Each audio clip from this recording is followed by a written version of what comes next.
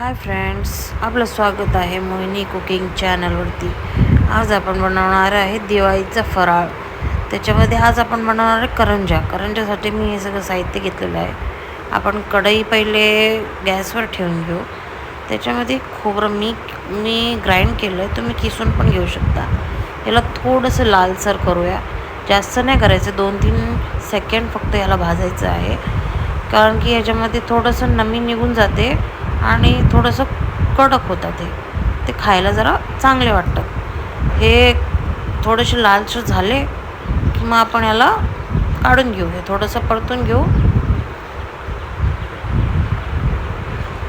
बघू शकता, हे थोडंसं लालसर झालेले आहेत.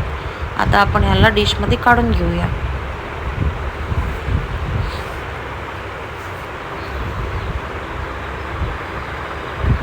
त्यानंतर आपण 1.5 चम्मच मी तूप घेतलेलं आहे.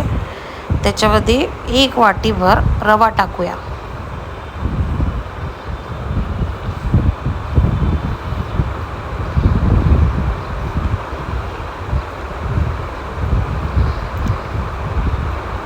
रवा टाकल्यानंतर याला आपण चांगलं असं भाजून घेऊ.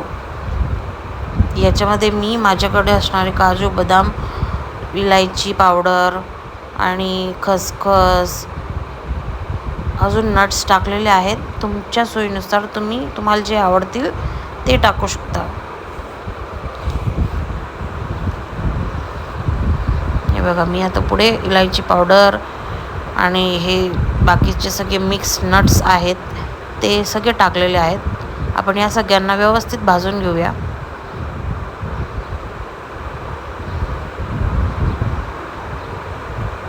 व्यवस्थित भाजल्यानंतर आपण ह्याला जे खोबरं आपण भाजलेलं होतं त्या खोबऱ्यामध्ये हा रव्याचं मिश्रण आपण त्याच्यामध्ये मिक्स करायचं आहे.